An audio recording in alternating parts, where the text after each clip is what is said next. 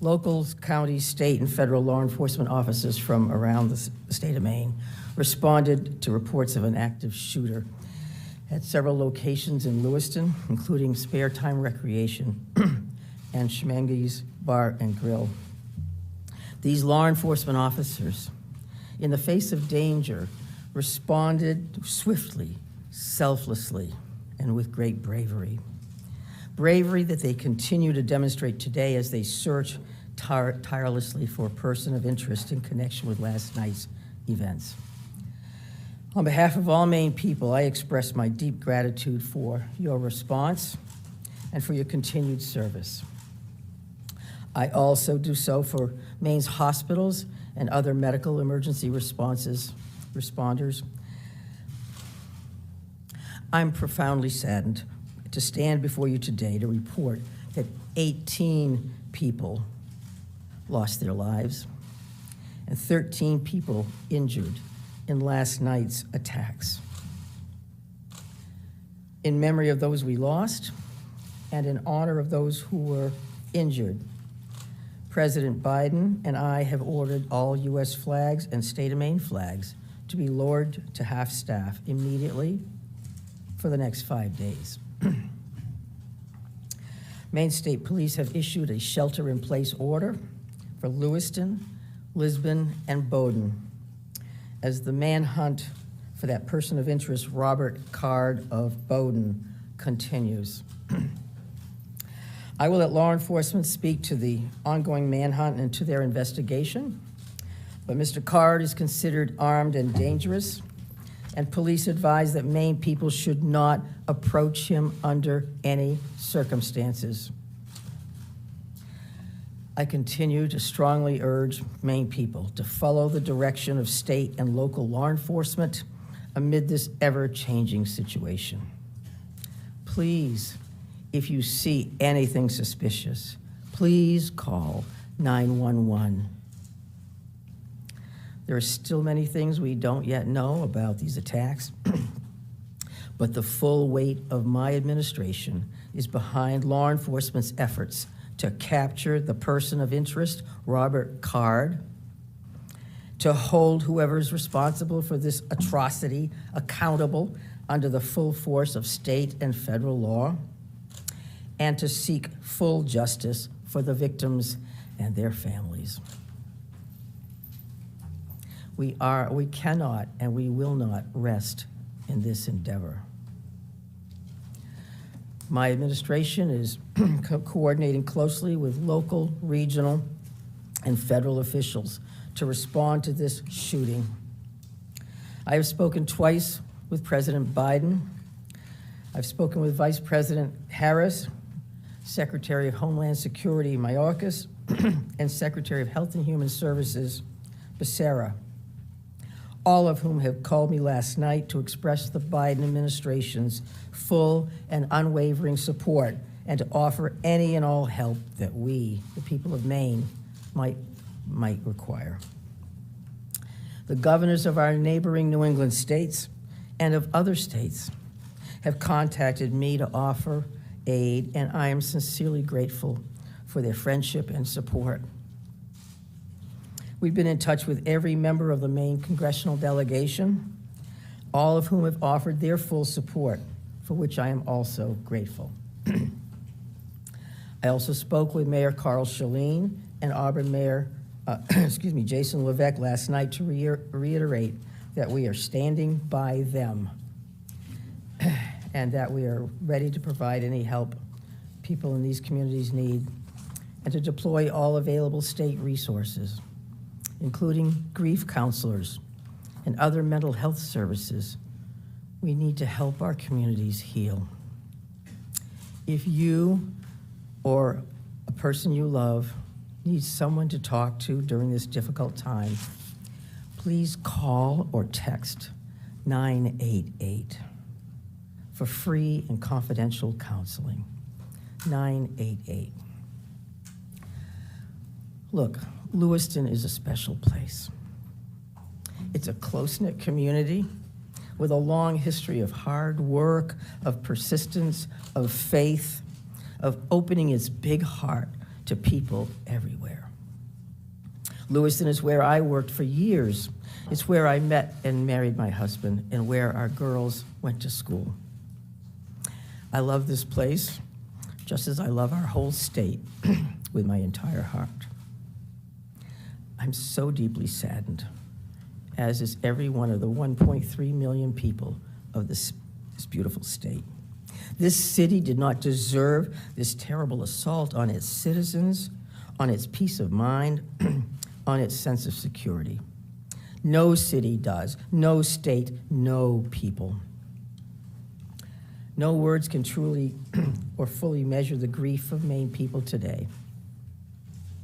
Our small state of just 1.3 million people has long been known as one of the safest states in the nation. This attack strikes at the very heart of who we are and the values we hold dear for this precious place we call home. All Maine people are sharing in the sorrow of the families who lost loved ones last night. Loved ones, normal people who were killed or injured while unwinding from a day of work or while spending time with their family and friends, socializing. So on behalf of the 1.3 million people of the whole state of Maine, I hold these families and this city in my heart today. I know that the people of Lewiston are enduring immeasurable pain. I wish I could take that pain off your hearts, off your shoulders, but I promise you this, we will all help you carry that grief. I ask Maine people to join me in offering our comfort to the families and friends who have lost someone, and in offering our prayers for swift recovery for those who are healing in Maine's hospitals today. This is a dark day for Maine. I know it's hard for us to think about healing when our hearts are broken. But I want every person in Maine to know that we will heal together. We are strong. We are resilient. We are a very caring people. In the days and weeks ahead, we will need to lean on those qualities more than ever before. As we move forward, struggling as we may, let us wrap our arms around one another and offer comfort and solace and love. I know the Maine State Police will continue to release information to the public as we confirm it, and information about any steps that the public might take to support the people of Lewiston at this time. May God bless the people of Lewiston and bless the memories of those we have lost. Thank you. I'm going to turn it over to Commissioner Sasha. Thank you very much, Governor. We certainly appreciate your support. The city of Lewiston does, the state of Maine, and certainly our first responders. We feel that love every day, and thank you very much for that. I would also say that we want to say thank you to really a large number of other elected officials across our state, whether that's the federal delegation, local elected officials, and many others that are part of organizations or law enforcement agencies that truly wanted to join us today at this particular press event and wanted to speak on behalf of their communities. And as the governor had mentioned, and everybody else will reiterate, our reality for today is that this suspect is still at large. And we want to provide community support for the victims, for the families, in the communities across the state. But we also have an incredibly strong laser-like focus on bringing this suspect into custody and ultimately to justice. So because of that mission for this particular event and today's activities, we're keeping the list of speakers and the agenda pretty tight. And that will include next up at the podium would be Chief Dave St. Pierre from the city of Lewiston, and some other members of his command staff are present. What I will say to the city of Lewiston, and you know this because you feel it every day, but you're lucky to have a chief like Chief St. Pierre and his entire law enforcement agency.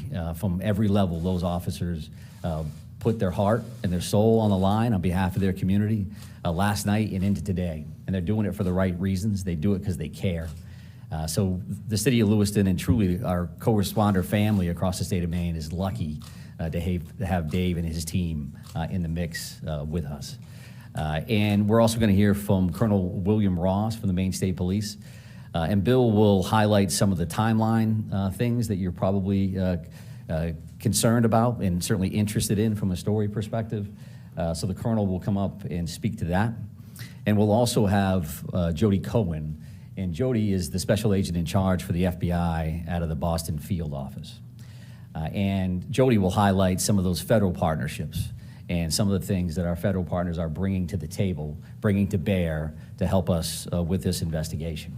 We also have a bunch of people here. Once you start naming people, you're going to have a problem because you're going to forget somebody or screw something up. But I would also tell you that a couple of our other federal partners are here. Kevin Neal, who is the U.S. Marshal for the District of Maine. We also have James Ferguson, and Jim is the special agent in charge from the ATF for the Boston Field Division. They are heavily invested with staff along with the FBI, and we can't thank them enough for all that they're doing on behalf of our state. I would also tell you that we are going to close with a brief Q&A, and we're going to try to get some of those questions out there. We appreciate your time, your patience, your professionalism, your partnership at getting this information out. I would think that those questions are going to be brief because, again, we do have a suspect at large, and while you can help us with that, we also need to get back to our teams to push forward on that. So with that in mind, I will be back up to the podium to kind of steer that a little bit. But for starters, I would like Chief St. Pierre to join us. Thank you. Thank you, Director Sawchuk, and welcome media partners, and thank you, Governor Mills, for those kind words. I'm going to keep this short. What I would like the very most is to express our deepest sympathies to the families and friends of the victims of this heinous crime. This is truly a tragedy that goes beyond comprehension. I'm confident in our community that our community has and will continue to come together throughout this endeavor to bring this to a successful conclusion. Although difficult, I do ask the public to continue to be mindful of their own personal safety and also that they be patient with the process as much as possible. There is extensive work and attention to detail that goes into such a large-scale investigation. I'm confident in the expertise and professionalism of our investigators and all law enforcement officials that are currently involved. This is an all-hands-on-deck approach. We have a great deal of collaboration and resources that have been made available to us. There are far too many to name individually, but I think Director Sawchuk named quite a few appropriately. There are far too many, as I stated, but they are all appreciated more than you know. I want to thank all of our brave men and women of the Lewiston Police Department, Fire Department staff, medical personnel, first responders of any kind that came from far and wide and have come together and continue to work tirelessly in bringing this situation to an end. We hope to locate and hold the person accountable. I think you'll hear next from the state police, who is taking the lead in this investigation. Although that we are working hand in hand with them, I think Colonel Ross will be able to fill you in on a little bit more.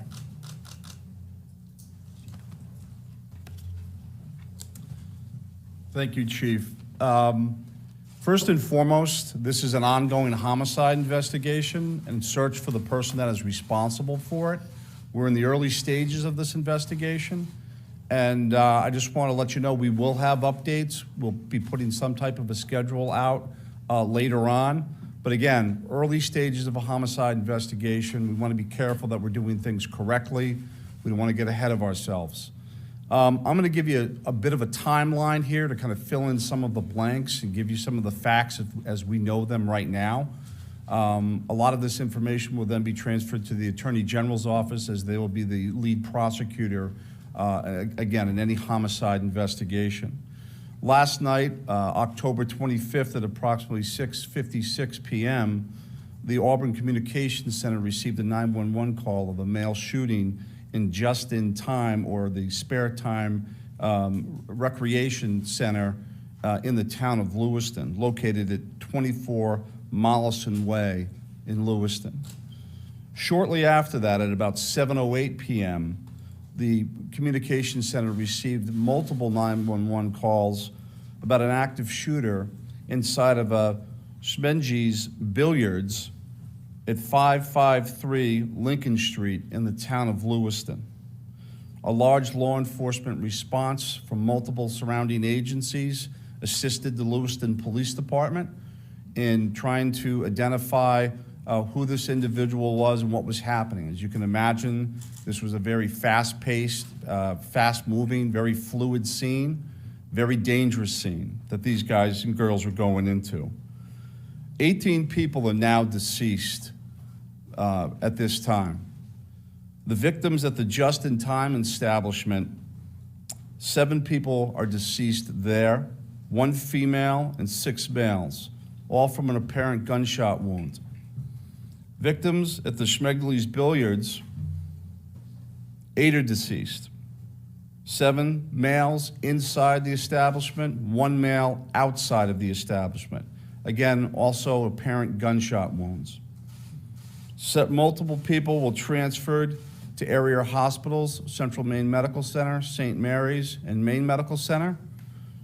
3 people that were transferred to those hospitals are deceased, for a total of 18 people deceased at this time. The investigation into the person responsible for this identified a vehicle located at the Przebscott boat landing in Lisbon. That person, through the registration of that vehicle, was identified, it's been stated earlier, as a Robert Card, born in 1983. Several of the deceased have been identified, and their families, next of kin, have been notified. Approximately 8 people at this point have been identified. 10 people, 10 of these victims, still need to be identified at this time. Currently, there is an arrest warrant for 8 counts of murder for Mr. Card. And the reason it's 8 counts because 10 people have not yet been identified. As those people are identified, the counts will probably go to the total of 18. He should be considered armed and dangerous. Based on our investigation, we believe this is someone that should not be approached. This is someone that should be, if you come into any contact with this individual or someone that you think looks like this individual, you were to call 911, and I'll provide some tip line numbers at the conclusion of my briefing. The Lewiston Police Department, federal, state, county, and other local municipalities are involved in a coordinated search at this moment for this individual. So there's the ongoing investigation, and there's a search to apprehend this person. Both happen simultaneously. I can't stress this enough. This is an ongoing investigation in the early stages. More information will come out in conjunction with the Attorney General's office as the lead prosecutor. We can't share all of our information right now, and I'm sure you understand that. I'm going to give out 2 numbers that go to a tip line. 911 is also appropriate for this, but if anyone can call these 2 numbers, this would go to the State Police tip line. Area code 207-213-9526, 207-509-9002. And we'll be sending something out later that has that information in it if you weren't able to grab that now. Again, this is a very fluid situation. We have a lot of resources, as Chief St. Pierre had mentioned earlier, that are on the ground in a coordinated effort to apprehend this individual. We've notified the Department of Education, and they have determined what they're going to do with the schools. A lot of schools, area schools, were shut down today based on our conversation with them. Again, as more information comes in, we'll be providing it to you. Thank you for your time. This is a very difficult time for, I think, the community of Lewiston, difficult time for obviously the victims' families, and it's a tough time for law enforcement. It was a rough night last night, but we're committed to bringing whoever's responsible this to justice. And again, we are currently looking for Mr. Card right now, someone that we'd like to apprehend. Thank you.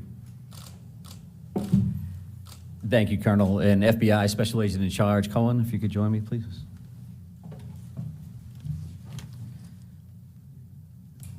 Thank you. My name is Jody Cohen. I'm the Special Agent in Charge of FBI Boston Division, which covers the state of Maine. Our hearts go out to everyone who was impacted as a result of this senseless violence. The FBI is working hand in hand with our law enforcement partners. Our evidence response team is here processing the very extensive scenes. We are providing investigative and tactical support, as well as our victim specialists are working with those affected by this tragedy. As this very active investigations continues to unfold, we're asking the public to stay vigilant and come forward with any information that you might have that you feel is helpful to our investigators. My pledge is that the FBI will carry out this investigative case with rigor. We will work day and night alongside our law enforcement partners to get the answers to the questions this community deserves. We thank the public for your continued cooperation and patience as we continue to work this very active investigation. Thank you.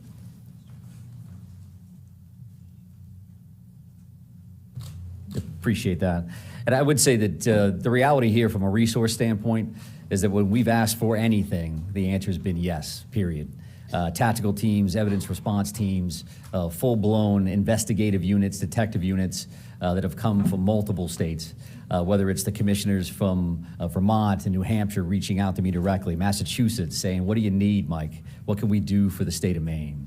So we are now prepared to try to take a few questions and keep in mind, again, that we may not be able to answer as in-depth as you would like, and we don't plan on taking a great deal of questions. I think follow-up press events will allow for that. Sir? So no one has really talked about the weapon that was used here, the AR style, so someone can talk about that. But the other thing here is there are reports that this individual had mental health issues, that he made threats to shoot up the National Guard. So clearly there were some signs here that he was on someone's radar. Question becomes, why was he in possession of this weapon? And certainly, why wasn't he stopped sooner? Yeah, I think those are all valid questions, and certainly questions that we are looking into now, but not questions that we can answer today. Considering that this occurred last night, there's still an active search for the suspect in question. So I appreciate those questions, but not something we're going to be able to answer right now. Something that you're investigating. It is certainly one of those things that we want to follow up on, all aspects of that. Go ahead, right here.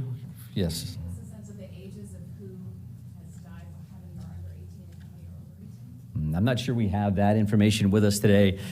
We wanted to break it down by gender because that's something we had readily available. We did not break this down into age ranges at all. So what can you Yes. tell us? What can you tell us about the background of the suspect in this case? Or I should say the person of interest, because I noticed the language is very clear. You're saying person of interest, not suspect. So why use that terminology, and what can you tell us about his background? Yeah, I think we used person of interest last night for half of the room that was here for that press event. As the Colonel had mentioned, there is now arrest warrants for murder for this particular individual, Mr. Card. So he is viewed as a suspect, and there is a full court press by all of our partners to bring him into custody. What was the second piece of that question? What can you tell us about his background? Someone had asked a second ago about the idea that he had voiced concerns about his own mental health, right? Had been committed, according to language in the police bulletin, to a mental health facility for weeks. How could someone that fits that profile still be in possession of semi-automatic weapons? Well, I do think that the statutes around firearms and the possession of those are pretty complex. I know that we will be reviewing that information as we move forward, but that's not an answer that we're prepared to give today, because that leads to motive. You're talking about behavioral health issues and how that impacts this situation. I would expect you'll hear back from us on that in the future. Right here, sir. Yeah, I've got a Right here. question about, we've seen helicopters of Spartan North as on them. Can you tell us anything about what's leaving you, that far north of the scene where you found the car? Yeah, sure. So we have law enforcement assets that are deployed over a number of communities, doing follow-ups on a number of different things. So as you can imagine, there's a great deal of search warrants that we're following up on. We do have partners, that helicopters from the New Hampshire State Police. That copter was here last night to assist us as well. So whether we have tactical elements out or we're searching an area, some of those air assets would be very, very valuable for us. So that's what they're doing. Is leading you there? We're not going to speak to what brings us to a specific community one way or the other. Yes, ma'am. Right here. Identifying the unidentified victims, what are people encouraged to do? Is there DNA being, tested from family members who may have missing loved ones? Like, what's that approach right now? Yeah, so we did have a family a reunification center open last night. We do have behavioral health liaisons that are fully engaged to work with families and work with loved ones and work with victims, for that matter, that may be in the hospital and seeking treatment. So those things are actively occurring. We are dealing with each one of those situations separately. So do we need DNA on that? Are we just waiting to find a loved one? Some kind of family member that we can make a notification. I think that varies across the board. I'm going to take two more questions. I'm going to take two more right here. Yes, was there some sort of triggering event? Is that something you're investigating? I think we're always concerned around motive. That you say triggering event, that's a motive for us. Again, that's not something we're prepared to discuss today, but I do appreciate the question. It's clearly something that's important. One additional follow-up from you. Can you help us understand why these locations, why this bar, why this bowling alley? Was he looking for someone? Was he looking for something? I think that does speak to motive, so I appreciate the follow-up, but not something we're going to be prepared to answer today. I'm going to have one more question. Right here, sir. Right here. Can you say, is card, first off, to clarify, with the arrest warrants issued today, and can you say if card is still in the state or he's still not? Well, we're actively searching for him. If I knew the answers to those questions, and this would be a different press conference, I would assume. So we don't know his location, and I'll leave it at that. And we are working with the Attorney General's office reference to those murder homicides. So with that in mind, we're done taking questions for now. So we are going to actually take off at this point. Thank you very much for being here. I appreciate that. Thank you, everybody. We've not really gotten any answers. Thank you. Thank you.